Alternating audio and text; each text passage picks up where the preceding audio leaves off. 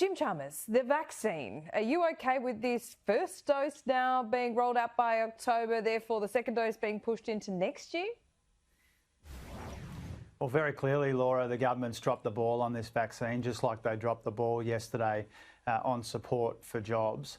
This is a government which is getting the vaccine away too slowly and pulling support for the economy and jobs too quickly. And both of those things will have consequences for jobs and the economy more broadly. We just saw the Prime Minister there get very stroppy with that journalist once again. He doesn't like to take responsibility for things, and he doesn't like it pointed out when he's overpromised and underdelivered. It was the Prime Minister that said there'd be 4 million vaccinations away this month. We're almost halfway through March and they're almost 4 million short.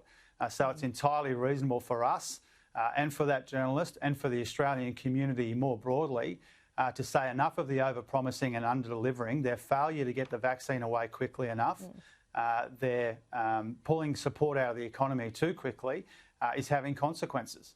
Well, we weren't the only ones that were confused. Alan Joyce was talking about the vaccine rollout being complete by October. He's banking on overseas flights by then. That's not going to happen, is it? Oh, it remains to be seen, Laura, but it seems unlikely at this point. And clearly, the slower the government goes at getting the vaccine away and the quicker they pull support from the economy, the worse off people will be in terms of jobs and livelihoods. The Prime Minister and the Deputy Prime Minister have been talking about this not being a race, but it is a race. It's a race to save people's lives and protect their livelihoods and save their jobs. And so I think we do need a bit more urgency here from the government. All we're asking is that they live up to the big, bold claims they made about being at the front of the queue and getting 4 million vaccinations away this month. These weren't our commitments. These are the Prime Minister's commitments. He's falling well short of them.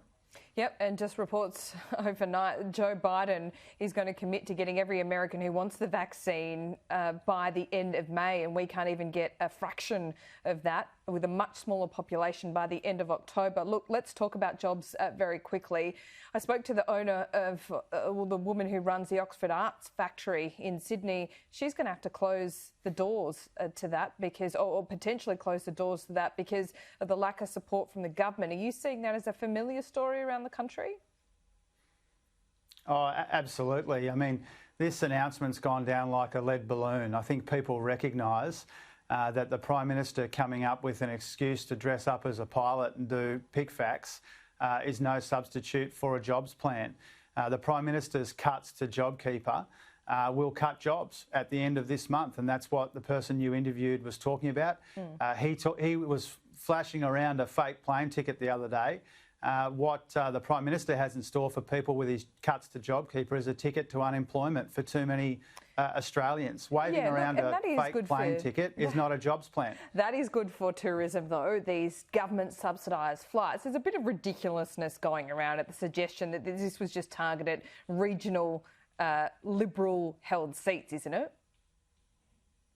I'm pleased you asked me about that, Laura, because I've spent most of this week in the tourism hotspots of Cairns and Launceston and also in Hobart. And I've been speaking to so many small businesses, tourism operators, local business representatives and workers, and they were expecting much more from this announcement. We have 1 million Australians on JobKeeper right now, and the Treasury expects something like 100,000 of them will lose their jobs when JobKeeper is cut by the government.